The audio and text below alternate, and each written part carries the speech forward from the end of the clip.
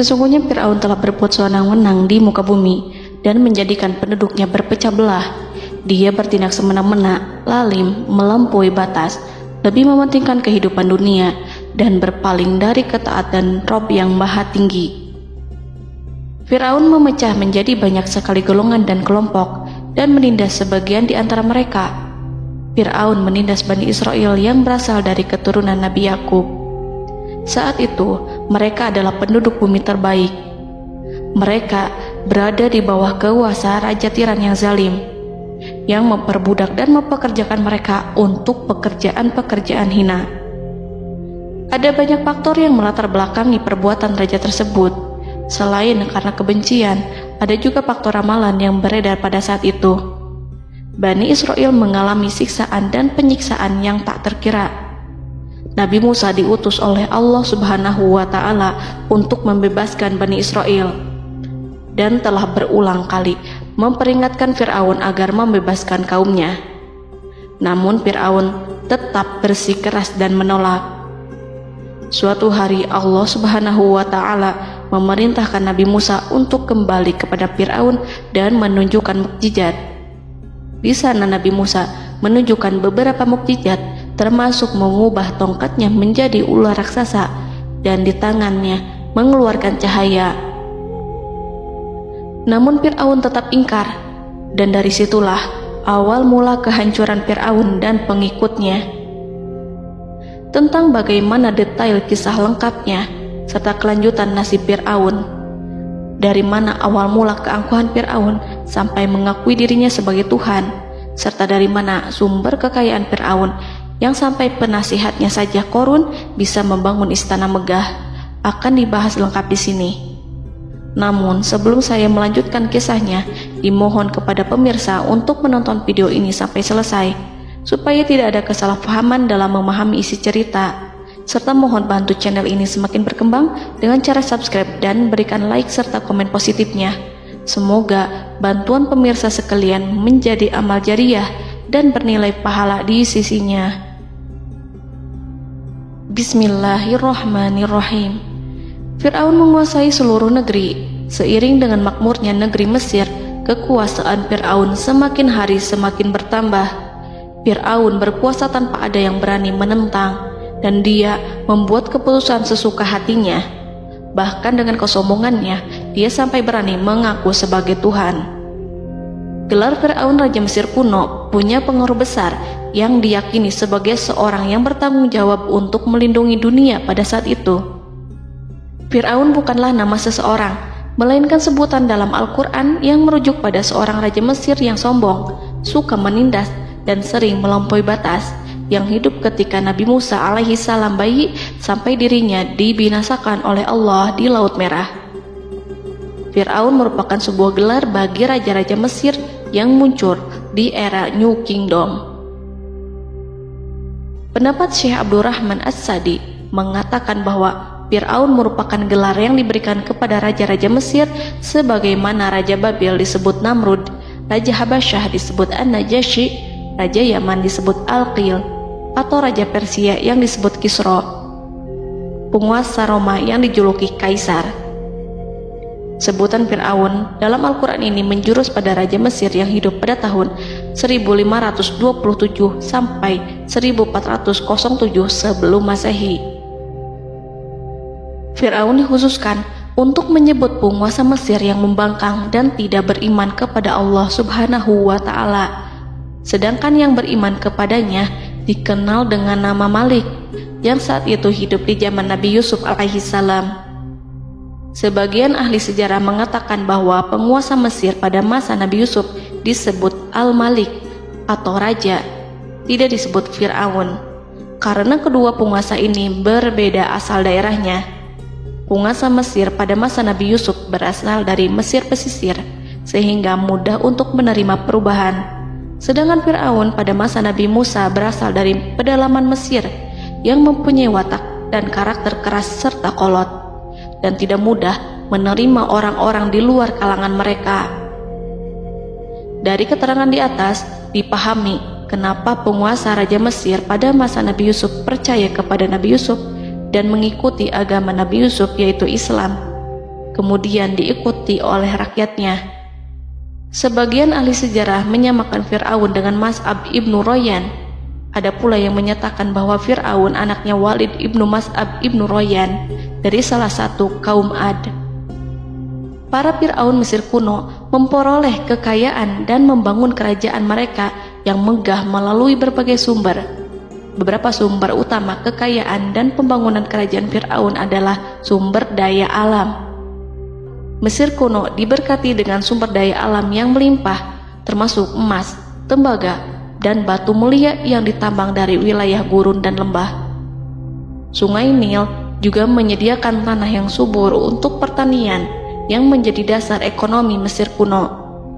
Air yang sangat penting ini memungkinkan kota-kota tumbuh di tengah gurun.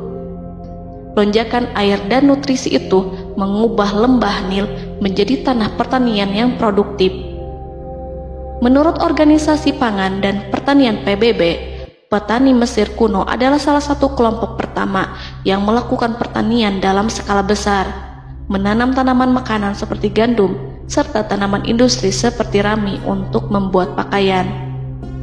Sungai Nil mengalir ke utara sejauh 4.160 mil dari timur tengah Afrika ke Laut Tengah, yang memberikan Mesir kuno tanah subur dan air untuk irigasi. Untuk memaksimalkan pemanfaatan air Sungai Nil, petani Mesir kuno mengembangkan sistem irigasi cekungan. Mereka membangun jaringan tanggul berbahan tanah untuk membentuk cekungan. Kemudian mereka menggali saluran untuk mengarahkan air banjir ke dalam cekungan, di mana air akan menggenang selama sebulan hingga tanah jenuh dan siap untuk ditanami. Selain itu, Sungai Nil dapat dimanfaatkan untuk mengangkut material proyek-proyek konstruksi. Untuk mendapatkan manfaat dari Sungai Nil, orang yang tinggal di tepi sungainya harus mencari cara mengatasi banjir tahunan sungai ini. Untuk memprediksi apakah mereka akan menghadapi banjir yang bisa mengakibatkan panen buruk, orang Mesir kuno membangun nilometer atau pilar batu dengan tanda menunjukkan tingkat air. Mereka mengembangkan keterampilan dan teknologi baru dari pertanian hingga pembuatan perahu dan kapal. Sungai Nil juga merupakan rute transportasi penting karena memainkan peran sentral dalam peradaban Mesir kuno. Orang Mesir menjadi ahli dalam membangun perahu dan kapal untuk mengangkut berbagai barang, termasuk ternak, sayuran, ikan, roti, dan kayu. Mesir kuno memiliki perdagangan yang berkembang dengan wilayah Afrika Timur dan Tengah serta Mediterania Timur. Perdagangan ini tidak hanya mencakup barang-barang mewah, tetapi juga bahan pangan dan bahan baku. Fir'aun juga memiliki semua tanah di Mesir dan mengumpulkan pajak dari rakyatnya. Raja Fir'aun juga memperlakukan rakyat dengan kejam tanpa belas kasihan. Ia memeras pajak yang tinggi dan menjadikan kaum Bani Israel sebagai budak kerajaan. Mereka juga menerima upeti dari negara-negara yang dikalahkan atau ingin menjaga hubungan baik dengan Mesir. Bahkan Fir'aun juga memiliki proyek konstruksi untuk membangun struktur megah seperti piramida, kuil, dan monumen yang tidak hanya menunjukkan kekuasaan dan kekayaan mereka, tetapi juga berfungsi sebagai pusat administrasi dan agama. Proyek-proyek ini seringkali menggunakan tenaga kerja dari rakyat yang bekerja selama musim banjir. Kekayaan dan kerajaan megah Fir'aun merupakan hasil dari pengelolaan sumber daya yang efisien, eksploitasi sumber daya alam, dan kebijakan ekonomi yang cerdas. Ini semua mencerminkan kemajuan teknologi, organisasi sosial, dan kekuatan politik Mesir kuno. Kekayaan para Fir'aun Mesir kuno memang sangat luar biasa dan telah menjadi topik penelitian dan kekaguman selama berabad-abad. Fir'aun juga dikenal karena kehidupan mewah mereka. Sebagai penguasa Mesir kuno, Fir'aun hidup dengan kekayaan dan kemewahan yang hampir tak terbayangkan, yang mencerminkan kekuasaan dan status mereka. Mereka menghiasi diri mereka dengan aksesoris yang rumit dan gemerlap, serta mengenakan simbol otoritas dan kekuasaan tradisional.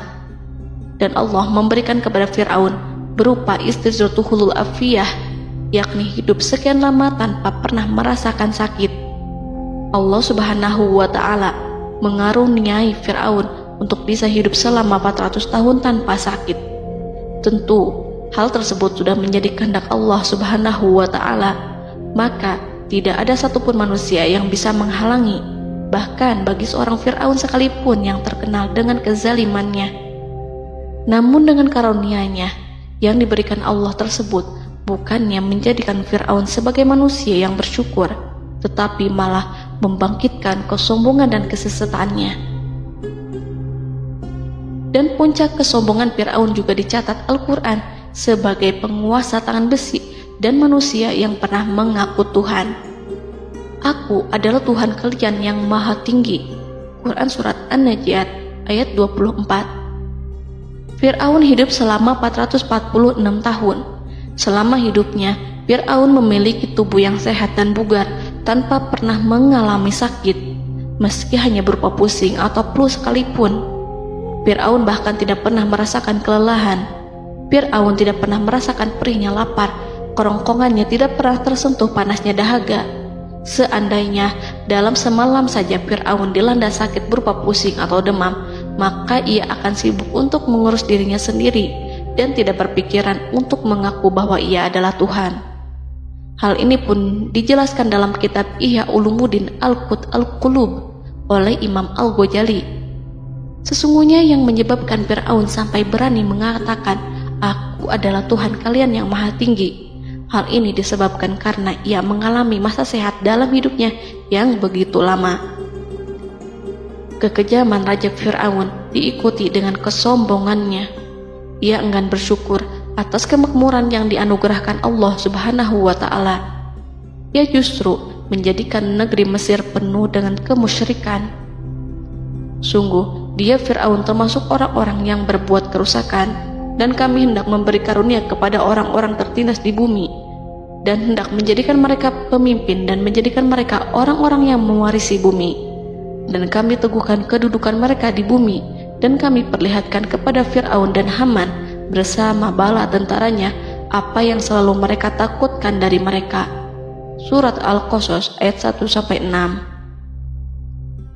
Haman yang merupakan penasihat dan sekaligus pelaksana proyek pembangunan menara untuk Fir'aun yang ikut berkontribusi dalam kesesatan Fir'aun, dan dia juga yang menjadi aktor utama atas kezaliman Fir'aun yang nantinya memberikan nasihat kepada Fir'aun dan mendorongnya untuk menolak ajaran Nabi Musa alaihi salam. Faktor yang mendorong Fir'aun melakukan tindakan keji ini adalah Bani Israel yang mempelajari suatu hal yang mereka riwayatkan dari Ibrahim, bahwa suatu saat nanti akan lahir seorang anak Bani Israel yang akan menghancurkan kekuasaan Raja Mesir. Berita gembira ini terjadi saat insiden antara Sarah, istri Nabi Ibrahim alaihissalam, dengan Raja Mesir yang saat itu berniat jahat terhadap Sarah. Namun Allah menjaganya. Berita gembira ini santer terdengar di antara Bani Israel. Kaum Kipti juga membicarakan berita ini, hingga sampailah juga ke telinga Fir'aun. Sebagian amir dan orang-orang dekat Fir'aun menyampaikan hal itu kepadanya saat tengah berbincang pada malam hari. Waktu itu Fir'aun langsung menginstruksikan untuk membunuh seluruh anak laki-laki Bani Israel untuk mengantisipasi kelahiran anak yang dimaksud. Tapi apa boleh buat, kewaspadaan sama sekali tidak bisa menghindari takdir. Suatu ketika Fir'aun bermimpi seakan-akan api datang dari arah Baitul Maqdis lalu membakar semua rumah Mesir dan seluruh kaum Kipti. Namun, api tersebut tidak membahayakan Bani Israel. Saat bangun, Fir'aun merasa takut oleh mimpi itu. Ia kemudian mengumpulkan seluruh paranormal dan tukang sihir. Fir'aun bertanya kepada mereka terkait mimpi itu. Mereka berkata, akan lahir seorang bayi laki-laki dari kalangan Bani Israel yang akan menghancurkan penduduk Mesir. Sebab itulah Fir'aun memerintahkan untuk membunuh anak laki-laki dan membiarkan hidup anak perempuan. Fir'aun sangat mewaspadai agar Musa tidak lahir, hingga menunjuk sejumlah laki-laki dan dukun beranak berpatroli memeriksa para wanita hamil dan mendata waktu kelahiran mereka. Jika ada yang melahirkan anak laki-laki, si bayi langsung disembelih oleh para algojo seketika itu juga. Allah berfirman, kami mengilhamkan kepada ibu Musa, susuilah dia Musa. Jika engkau khawatir atas keselamatannya, hanyutkanlah dia ke sungai Nil dalam sebuah peti yang mengapung. Janganlah engkau takut dan janganlah pula bersedih. Sesungguhnya kami pastikan mengembalikan kepadamu dan menjadikan sebagai salah seorang rasul. Surat Al-Qasas ayat 7. Pada saat itu, ibu Musa yang bernama Ayah Rika, ada juga yang menyebut Ayah Zakat, merasakan kesedihan yang amat dalam dan sudah mengantisipasi sejak pertama kali mengandung Musa. Kehamilannya ini memang tidak terlihat. Harun lahir pada tahun ketika hukuman mati bagi lelaki tidak berlaku, sementara Musa lahir pada tahun di mana bayi laki-laki harus dibunuh. Saat melahirkan, ibunya mendapat ilham agar Musa kecil diletakkan di dalam peti yang diikat dengan tali. Rumahnya tepat di hulu sungai Nil. Ia menyusui Musa, kemudian ketika khawatir pada seseorang, ia meletakkan Musa di peti itu, lalu dilepaskannya ke lautan, sementara talinya tetap dipegang. Setelah semua orang pergi, ia tarik kembali peti itu. Namun suatu hari, ibu Musa melepaskan peti itu, tetapi dia lupa tidak mengikatnya dengan tali, sehingga peti berisi Musa kecil itu hanyut bersama aliran sungai Nil hingga melintas tepat di depan istana Fir'aun. Selir-selir Fir'aun itu memungut peti dalam kondisi tertutup rapat. Mereka tidak berani membukanya. Peti itu kemudian diletakkan di depan istri Fir'aun, Asiyah binti Muzahim. Ada pendapat yang mengatakan bahwa Asiyah berasal dari Bani Israel dari keturunan Musa. Saat membuka penutup peti dan menyingkap tirai penutupnya, Asiyah melihat wajah Musa kecil memancarkan sinar-sinar nubuah kemuliaan. Begitu melihatnya, Asiyah langsung jatuh hati dan sangat mencintainya. Saat Fir'aun tiba, ia berseru, "Apa ini?" Kemudian ia memerintahkan untuk menyembelihnya, tetapi sang istri meminta agar bayi tersebut diberikan kepadanya. Sang istri berkata, "Dia adalah penyejuk mata hati bagiku dan bagimu." Fir'aun menimpali, "Iya, bagimu, tapi bagiku tidak. Aku tidak memerlukan bayi itu." Petaka memang selaras dengan tutur kata. Kata-kata istri Fir'aun, mudah-mudahan dia bermanfaat kepada kita. Allah memberikan manfaat yang ia harapkan. Di dunia, Allah memberikan hidayah padanya melalui sosok Musa, dan di akhirat, Allah menempatkan dia di surganya karena Musa. Atau kita ambil dia menjadi anak. Keduanya pun mengadopsi Musa karena mereka berdua tidak punya anak. Perkataan Asiyah ini diabadikan dalam Al-Quran surat Al-Qasas ayat 9. Dan berkatalah istri Fir'aun, "Ia adalah penyejuk mata hati bagiku dan bagimu. Janganlah kamu membunuhnya. Mudah-mudahan ia bermanfaat kepada kita, atau kita ambil ia menjadi anak, sedangkan mereka tidak menyadari." Dalam ayat ini Allah Subhanahu wa Ta'ala berfirman yang artinya, sedangkan mereka tidak menyadarinya. Ibnu Katsir menjelaskan maksud dari ayat ini, mereka tidak mengetahui apa yang dikehendaki Allah, bahwa di tangan anak itulah terjadinya kehancuran masa depan Fir'aun dan bala tentaranya. Mereka tidak mengetahui hukuman besar Allah yang dikehendaki terhadap Fir'aun dan pasukannya. Mereka tidak tahu bahwa Allah menakdirkan mereka untuk memungutnya. Saat Musa tinggal di kediaman Fir'aun, pihak keluarga ingin menyusuinya. Namun Musa tidak mau menerima susu wanita manapun. Ia juga tidak mau makan, hingga mereka dibuat bingung karenanya. Mereka berusaha sebisanya untuk memberi Musa makan, namun Musa tidak mau. Seperti yang Allah sampaikan dalam surat Al-Qasas ayat 12. Dan kami cegah dia Musa menyusu kepada perempuan-perempuan yang menyusuinya sebelum itu. Mereka kemudian mengirim Musa bersama para dukun beranak dan sejumlah wanita ke pasar. Mungkin Musa mau menyusu pada seorang wanita di sana. Saat semua orang berdiri di hadapan Musa, saudari Musa melihatnya. Ia tak memperlihatkan sikap seakan-akan mengenal bayi yang sebenarnya adalah adiknya. Mereka kemudian pergi bersama saudari Musa itu ke kediaman Musa. Musa kecil kemudian digendong ibunya untuk menyusui bayi itu. Bayi yang tidak lain adalah anaknya sendiri, langsung menyusu dengan lahap. Melihat hal itu, mereka merasa sangat puas dan gembira. Mereka pun melaporkan peristiwa yang sangat menggembirakan itu kepada Asia. Asia meminta agar perempuan yang tidak lain adalah ibunya Musa itu untuk menetap bersamanya dan memohon kebaikan serta kesediaannya. Namun, perempuan itu menolaknya seraya berkata, "Sesungguhnya aku mempunyai suami dan anak-anak yang tidak bisa aku tinggalkan. Akan tetapi, aku siap melakukan jika bayi itu dibawa kepadaku ke rumahku." Akhirnya Asia mengutus ajudan kerajaan untuk menyerahkan bayi itu kepada ibunya Musa untuk disusui secara rutin. Asia kemudian memberikan berbagai macam fasilitas kepada ibu Musa berupa biaya nafkah sehari-hari, pakaian-pakaian bagus, dan beberapa hadiah istimewa yang lainnya sebagai kompensasi upah menyusui bayi itu. Akhirnya Musa kecil kembali ke pangkuan ibunya dan berada di bawah asuhannya. Allah telah menyatukan kembali bayi yang bernama Musa itu dengan ibunya sendiri. Fir'aun tidak akan menyangka jika Allah telah mempersiapkan sesuatu yang besar lewat kehadiran Musa kecil di kerajaannya. Sang Raja bengis lagi terpedaya oleh banyaknya pasukan yang dimiliki, kekuasaan, dan luasnya kerajaan yang maha agung yang tak terkalahkan, dan takdirnya tak bisa ditentang.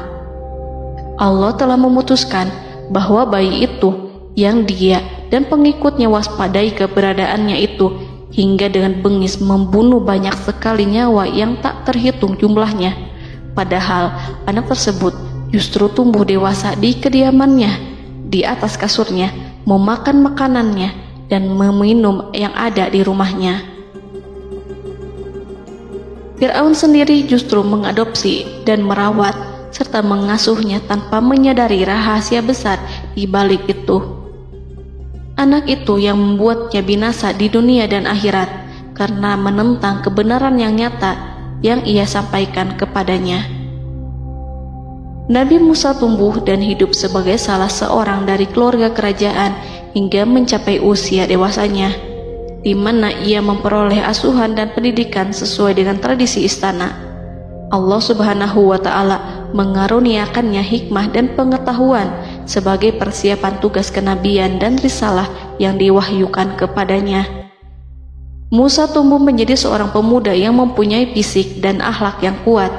Allah anugerahkan kepada Musa kesempurnaan tubuh dan kekuatan jasmani. Musa juga menyadari bahwa dia hanyalah anak angkat. Tidak setetes pun darah Fir'aun mengalir padanya, dan bahwa ia keturunan Bani Israel yang ditindas dan diperlakukan sewenang-wenang oleh Fir'aun dan kaumnya. Maka dia berjanji kepada dirinya sendiri akan menjadi pembela bagi kaum-kaum yang lemah yang tertindas. Kekuatan fisik Nabi Musa memang tidak bisa diragukan. Itu terbukti pada saat Nabi Musa mampu mengangkat batu penutup sumur seorang diri, padahal batu itu hanya bisa diangkat oleh 10 orang laki-laki. Peristiwa kedua saat perkelahian antara Bani Israel dan orang Kipti atau kaumnya Fir'aun, suku asli Mesir. Saat orang Israel meminta pertolongan kepada Musa untuk mengalahkan orang Kipti, Musa menghampiri orang Kipti tersebut. Dengan tangan terkepal, Musa meninju orang Kipti dan matilah musuhnya itu. Orang Kipti hanya mati karena pukulan itu. Musa tidak sengaja dan tidak bermaksud untuk membunuh orang Kipti. Musa hanya berniat membuatnya jera. Dan karena peristiwa itulah Nabi Musa pergi meninggalkan Mesir karena Musa takut terhadap Fir'aun dan tentaranya yang akan membunuhnya. Karena jika mereka tahu bahwa Musa membunuh orang Kipti demi membela salah seorang Bani Israel, akan membuat Fir'aun dan pengikutnya mencurigai bahwa Musa memang berasal dari Bani Israel, dan pada akhirnya akan memicu sebuah permasalahan besar. Dan Dan pada waktu yang sudah ditentukan oleh Allah, sekitar 10 tahun Nabi Musa meninggalkan Mesir. Pada akhirnya Allah mengamanahkan dia sebagai seorang rasul. Allah anugerahkan kepadanya hikmah kenabian dan pengetahuan di usia 40 tahun. Allah perintahkan Musa kembali ke Mesir untuk menghadapi Fir'aun dan mengajak dia mengakui Tuhan semesta alam. Tugas ini penuh dengan bahaya, mungkin bisa membuat Musa kehilangan nyawa, tetapi menuruti perintah Allah itu mutlak baginya. Ditemani oleh saudaranya Harun untuk membantunya membenarkan perkataannya. Lidah Musa cedal karena bara api yang pernah diletakkan di lidahnya saat Fir'aun hendak menguji akalnya setelah menarik jenggot Fir'aun hingga berdarah. Fir'aun bermaksud untuk membunuhnya. Asia mengkhawatirkan Musa lalu berkata, dia masih kecil. Fir'aun kemudian menguji Musa dengan meletakkan buah dan bara api di hadapannya. Musa kecil hendak bermaksud meraih buah-buahan, tetapi tangannya dialihkan oleh malaikat. Lalu Musa mengambil bara api dan ia letakkan di lidahnya. Lidahnya cedal karena bara api ini. Musa meminta kepada Allah agar kekakuan yang ada di lidahnya dihilangkan sebagian, sebatas agar kata-katanya bisa dipahami, dan tidak meminta untuk dihilangkan secara total, karena para rasul hanya meminta sebatas yang diperlukan. Pergilah kamu kepada Fir'aun, karena dia benar-benar telah melampaui batas, maka berbicaralah kamu berdua kepadanya dengan kata-kata yang lemah lembut. Mudah-mudahan dia sadar atau takut. Quran Surat Toha ayat 42-43. Ini merupakan sifat santun dan kasih sayang serta rahmat Allah terhadap makhluknya, meski Allah mengetahui kekafiran dan kesewenang-wenangan dan kesombongan Fir'aun. Bersama Harun, Musa mendatangi Fir'aun setelah menemui beberapa rintangan yang lazim ketika akan menemui raja pada waktu itu. Pertemuan Musa dan Harun juga dihadiri oleh beberapa anggota pemerintahan dan penasihat. Bertanyalah Fir'aun kepada mereka berdua, siapakah kalian berdua ini?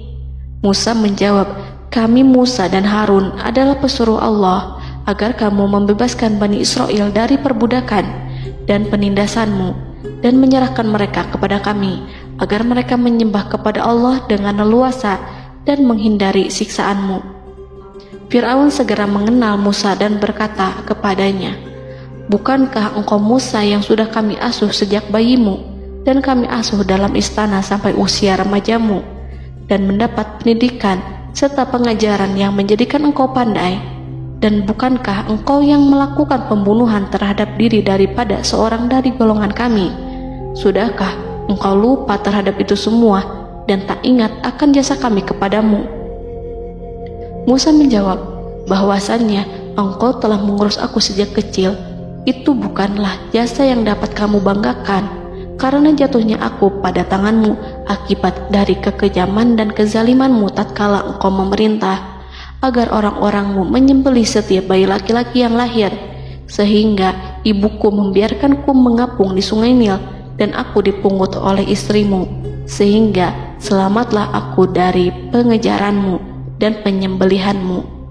Dan kebaikan yang engkau sebutkan itu sebanding dengan perlakuanmu terhadap sebuah suku bangsa besar, yaitu Bani Israel secara keseluruhan, karena engkau telah menindas dan menjadikan mereka budak-budak untuk melayanimu. Dan mengenai pembunuhan itu merupakan kehilafanku, lalu aku lari darimu karena aku takut kepadamu. Namun peristiwa itu merupakan rahmat dan hikmah yang terselubung bagiku, sebab dalam perantauanku setelah aku melarikan diri dari negerimu ini, Allah Subhanahu wa Ta'ala mengaruniakanku dengan hikmah ilmu dan mengutus aku sebagai Rasul. Maka dalam rangka tugasku sebagai Rasul, datanglah aku kepadamu atas perintah Allah untuk mengajak engkau dan kaummu untuk menyembah Allah dan meninggalkan kezaliman serta penindasanmu terhadap Bani Israel yang engkau pekerjakan, dan perbudak mereka untuk melakukan pekerjaan dan melayanimu. Fir'aun bertanya, siapakah Tuhan yang engkau sebut-sebut itu, hai Musa? Adakah Tuhan di atas bumi ini selain aku yang patut disembah dan dipuja? Musa menjawab, ya, yaitu Tuhanmu dan Tuhan nenek moyangmu, serta Tuhan alam semesta. Fir'aun bertanya, siapakah Tuhan alam semesta itu? Musa menjawab, ialah Tuhan langit dan bumi, dan segala yang ada di langit dan di bumi. Berkatalah Fir'aun kepada para penasehatnya dan para pembesarnya, sesungguhnya Rasul yang diutus kepada kamu ini adalah seorang yang gila. Kemudian ia balik bertanya kepada Harun dan Musa, siapakah Tuhan kamu berdua? Akulah Tuhanmu yang paling tinggi. Surat An-Najiat ayat 23-24. Dan Fir'aun berkata, wahai para pembesar kaumku, aku tidak mengetahui ada Tuhan bagimu selain aku. Quran Surat Al-Qasas ayat 38. Fir'aun menentang, padahal ia tahu bahwa ia adalah hamba yang diatur, dan Allah lah yang menciptakan dan memberi bentuk rupa. Dan mereka mengingkarinya karena kezaliman dan kesombongannya, padahal hati mereka meyakini kebenarannya. Maka perhatikanlah bagaimana kesudahan orang-orang yang berbuat kerusakan. Quran Surat An-Naml ayat 14. Fir'aun beralih memakai kekuasaan dan wibawa yang ia miliki. Fir'aun berkata, jika engkau menyembah Tuhan selain aku akan memasukkanmu ke dalam penjara. Musa berkata, apakah engkau akan melakukan itu sekalipun aku tunjukkan kepadamu suatu bukti yang nyata? Fir'aun menjawab, tunjukkanlah sesuatu yang nyata itu. Maka Musa melemparkan tongkatnya. Tiba-tiba tongkat itu menjadi ular besar, dan Musa mengeluarkan tangan dari dalam bajunya. Tiba-tiba tangan itu menjadi putih bercahaya. Saking ketakutannya hingga membuat Fir'aun terkena diare, dalam sehari lebih dari 40 kali buang air. Namun Fir'aun sebagai raja yang mengaku Tuhan tentu tidak akan begitu saja menyerah kepada Musa, walaupun telah diperlihatkan 2 mukjizat. Bahkan Fir'aun berkata kepada kaumnya yang dikhawatirkan terpengaruh oleh mukjizat Musa, bahwa apa yang dilakukan Musa merupakan sihir, dan Musa Harun adalah ahli sihir yang datang dengan maksud menguasai Mesir.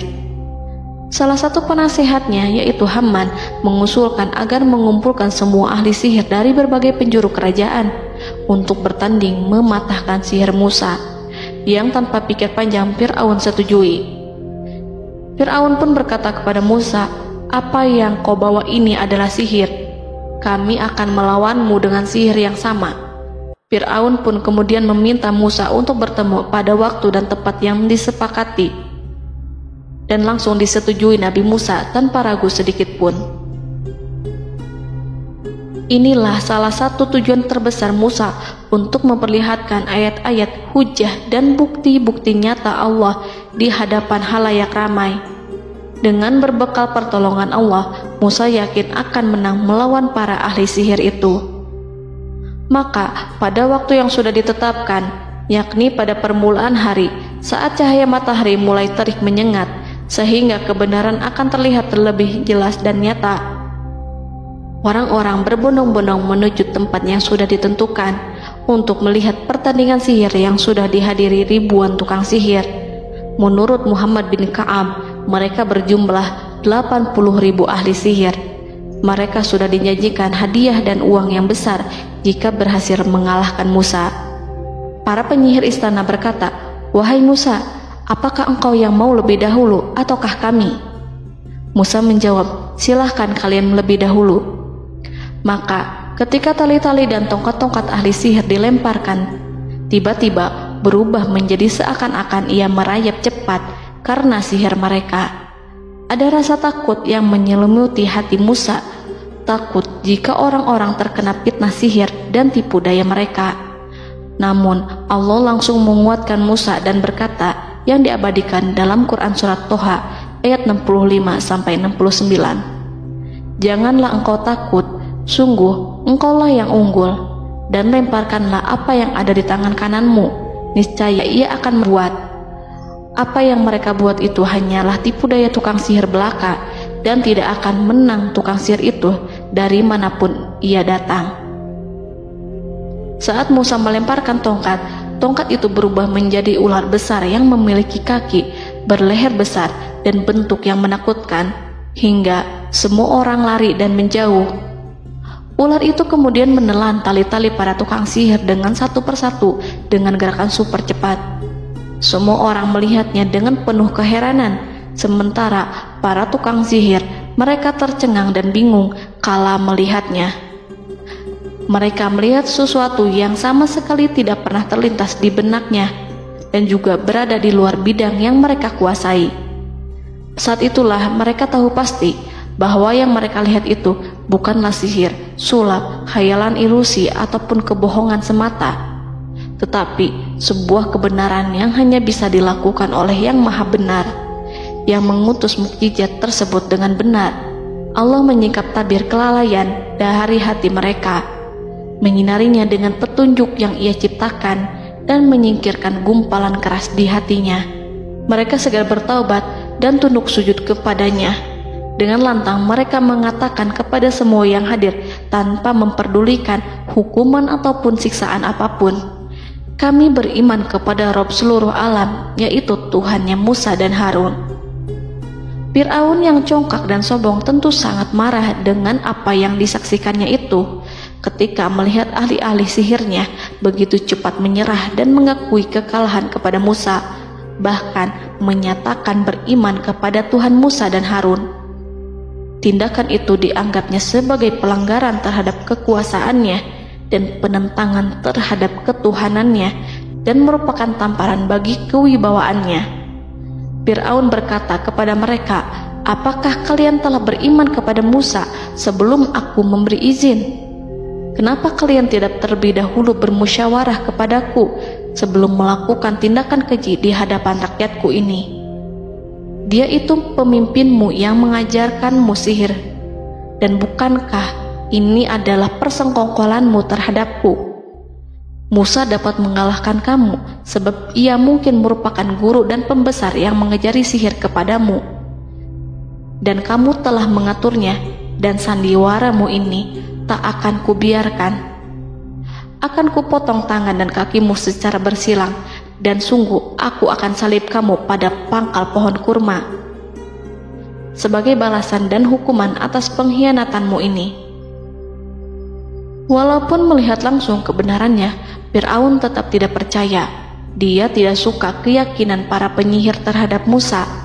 Para penyihir itu yang telah mengakui keimanan mereka kepada Allah tak merasa gentar ataupun takut, karena ketika para tukang sihir itu sujud, mereka melihat rumah dan istana-istana di surga yang telah dipersiapkan untuk mereka. Semuanya dirias untuk menyambut kedatangan mereka. Karena itu, mereka tidak peduli dengan ancaman Fir'aun.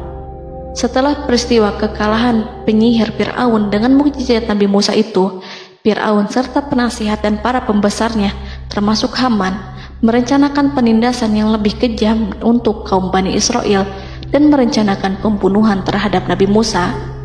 Fir'aun khawatir jika gerakan Musa tidak diapatahkan akan mengancam kerajaan dan kewibawaannya yang mengaku sebagai Tuhan. Walaupun sudah diingatkan oleh orang mukmin dari kalangan keluarga Fir'aun agar tidak membunuh Nabi Musa dan menyeru kembali menuju jalan yang benar dan mengingatkan kepada akibat yang buruk yang akan didapati nanti, namun Fir'aun dan penasihatnya tetap berada pada kesesatan. Sebagai balasannya, Allah menghukum Fir'aun dan penduduknya dengan kekeringan dan penyakit yang bertahun-tahun karena menolak Rasulnya. Mereka dilanda banjir bandang, darah yang bercampur dengan seluruh air yang ada. Setiap kali mereka akan mengambil air, baik air sumur ataupun air sungai Nil, pasti akan berubah menjadi darah segar. Serbuan belalang pun tidak bisa mereka hindari. Belalang menghinggapi tanaman hingga tak menyisakan satupun buah, daun ataupun rumput. Serangan hama dan wabah katak juga mengerumuni mereka hingga berjatuhan di makanan, wadah-wadah, sampai-sampai ketika ada yang membuka mulut untuk makan ataupun minum, pasti ada katak yang jatuh di situ. Semua hukuman itu hanya menimpa Fir'aun dan pengikutnya, sama sekali tidak menimpa Nabi Musa dan Bani Israel. Namun mereka tidak belajar ataupun berubah, mereka tetap saja kafir dan hanyut dalam kejahatan. Setiap kali Allah timpakan hukuman kepada Fir'aun dan pengikutnya, mereka bersumpah dan berjanji kepada Musa untuk beriman. Namun ketika hukuman itu dihilangkan, mereka ingkar janji berpaling dan kembali kepada keburukan seperti sedia kala. Dari semua penderitaan ini, Allah perintahkan Musa membawa pengikutnya keluar dari Mesir, memulai perjalanan berbahaya antara hidup dan mati. Setelah mengetahui keberangkatan Nabi Musa dan Bani Israel, Fir'aun bersama tentaranya bergerak untuk membantai mereka. Dengan pasukan besar yang berjumlah lebih dari 1.600.000 personil, ditambah 100.000 ekor kuda berwarna hitam legam, Fir'aun berhasil mengejar rombongan Nabi Musa yang saat itu berjumlah 600.000 prajurit di pantai Laut Merah saat matahari terbit. Pasukan Fir'aun mengepung mereka dari semua arah. Di belakang mereka ada tentara Fir'aun yang kejam, sementara di hadapan mereka Laut Merah yang membentang luas. Kala situasi kian genting dan Fir'aun beserta seluruh pasukannya mendekat dengan kesungguhan hati, diperkuat dengan persenjataan, juga dengan amarah dan kedengkian, penglihatan tidak menetap mengarah ke suatu tujuan, dan hati naik menyesak sampai ke tenggorokan. Saat itulah Yang Maha Penyantun lagi kuasa, Rob Arsy yang mulia, mewahyukan kepada Musa, "Pukullah laut itu dengan tongkatmu." Maka tatkala Musa memukulkan tongkatnya ke lautan, laut itu pun terbelah. Air lautan berdiri tegak laksana gunung yang terbelah oleh kuasa yang maha agung, yang bersumber dari zat yang mengatakan kepada sesuatu, "Jadilah," maka jadilah sesuatu itu. Allah memerintahkan angin barat untuk menyapu kerikil-kerikil hitam lautan, hingga dasar lautan berubah menjadi tanah yang kering, yang tidak melekat pada kaki-kaki kuda dan hewan. Allah memerintahkan Musa untuk melintas bersama kaumnya. Mereka segera turun melintas dengan senang. Mereka menyaksikan sebuah hal yang membuat mata tercengang dan memberikan petunjuk pada hati orang-orang yang mukmin. Setelah Musa bersama kaumnya melintas secara keseluruhan dan keluar dari lautan, saat itulah pasukan garis depan Fir'aun baru masuk. Saat itu Musa bermaksud memukulkan tongkat ke lautan agar kondisi laut kembali seperti sedia kala, agar Fir'aun dan pasukannya tidak bisa mengejar. Tapi Allah yang Maha Kuasa dan pemilik keluhuran memerintahkan agar lautan tetap dibiarkan seperti itu, seperti yang Ia firmankan. Saat Musa membiarkan lautan dalam kondisi terbelah dan Fir'aun tiba di tepi pantai, ia melihat sesuatu yang dahsyat. Kondisi ini membuatnya tercengang, dan ia tahu betul bahwa apa yang dilihatnya adalah pekerjaan Rob Arsy yang mulia, seperti halnya mukjizat lain yang pernah ia lihat sebelumnya. Fir'aun berhenti dan tidak maju. Ia menyesal karena mengejar Bani Israel dalam situasi seperti ini. Di saat penyesalan tiada lagi membawa guna, namun Fir'aun memperlihatkan sikap tangguh dan kuat di hadapan para pasukannya dan memperlakukan mereka layaknya musuh. Jiwa kafir dan watak keji Fir'aun mendorong dirinya mengatakan kepada kaum yang ia perdaya hingga patuh dan mengikuti kebatilannya, "Lihatlah bagaimana lautan ini terbelah agar aku bisa mengejar budak-budakku yang melarikan diri dari kekuasaanku, menyimpang dari ketaatanku, dan meninggalkan negeriku." Fir'aun bersembunyi di barisan belakang dengan harapan ia bisa selamat, tapi mustahil ia bisa selamat. Fir'aun terlihat maju mundur. Dan pada kesempatan itu, Jibril menampakkan diri dalam wujud seorang penunggang kuda perawan, lalu melintas di hadapan kuda jantan yang ditunggangi oleh Fir'aun. Kuda yang ditunggangi Fir'aun meringik menghampiri kuda yang ditunggangi Jibril. Fir'aun kemudian masuk ke dalam lautan hingga mendahului kuda dengan tangkas dan cepat. Fir'aun tidak menghindari mara bahaya dari dirinya ataupun mendatangkan manfaat. Mereka segera menyusul hingga semuanya berada di lautan. Setelah bagian depan hendak mencapai tepi, Allah memerintahkan Musa melalui wahyu untuk memukul lautan dengan tongkat. Musa memukul lautan dengan tongkat. Lautan kembali menyatu seperti sedia kala dan menenggelamkan mereka semua. Tak seorang pun yang selamat. Allah menggambarkan tentang bagaimana Fir'aun didengkot orang-orang kafir Kipti tenggelam. Gelombang besar sesekali turun dan sesekali naik membawa Fir'aun. Bani Israel melihatnya dan juga pasukannya, seperti apa siksa dan petaka besar yang Allah timpakan kepadanya dan juga pasukannya, agar Bani Israel senang dan lega. Saat Fir'aun menyaksikan kematian dan mulai sakarat, Ia kembali kepada jalan kebenaran dan bertaubat, serta beriman pada saat keimanan tiada lagi membawa guna. Seperti yang Allah sampaikan dalam ayat yang lain, sesungguhnya orang-orang yang dipastikan mendapat ketetapan Rabb-Mu tidaklah akan beriman meskipun mereka mendapat tanda-tanda kebesaran Allah hingga mereka menyaksikan azab yang pedih. Quran Surat Yunus ayat 96-97. Seperti itulah Musa mendoakan keburukan pada Fir'aun dan golongannya agar harta benda mereka dibinasakan, hati mereka diikat sehingga mereka tidak akan beriman hingga melihat siksaan yang pedih, yaitu ketika keimanan tidak ada lagi membawa guna bagi mereka, sekaligus sebagai penyesalan bagi mereka. Allah berfirman kepada Musa dan Harun saat keduanya mengucapkan doa tersebut, sungguh telah diperkenankan permohonan kamu berdua. Quran Surat Yunus ayat 89. Siksaan yang ditimpakan kepada Fir'aun dan pasukannya ini merupakan jawaban atas doa Musa dan saudaranya Harun. Dalam hadis riwayat Imam Ahmad, Rasulullah Shallallahu Alaihi Wasallam bersabda, saat Fir'aun berkata, aku percaya bahwa tidak ada Tuhan melainkan Rabb yang dipercaya Bani Israel, Jibril berkata kepadaku, wahai Muhammad, andai kau melihatku saat mengambil pasir lautan, lalu aku sumpalkan ke mulutnya karena khawatir jika rahmat menghampirinya. Ibnu Abbas dan lainnya mengatakan, sebagian Bani Israel meragukan kematian Fir'aun, bahkan ada yang menyatakan bahwa Fir'aun tidak mati. Allah kemudian memerintahkan lautan untuk mengapungkan jasad Fir'aun.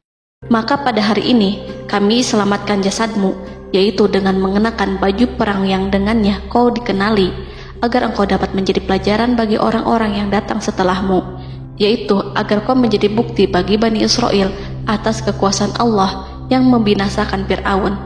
Karena itu, sebagian salaf membaca, kemungkinan yang dimaksud adalah kami menyelamatkan jasadmu beserta baju perangmu agar kau menjadi pelajaran bagi orang-orang setelahmu dari kalangan Bani Israel, dan mereka tahu bahwa kau telah binasa.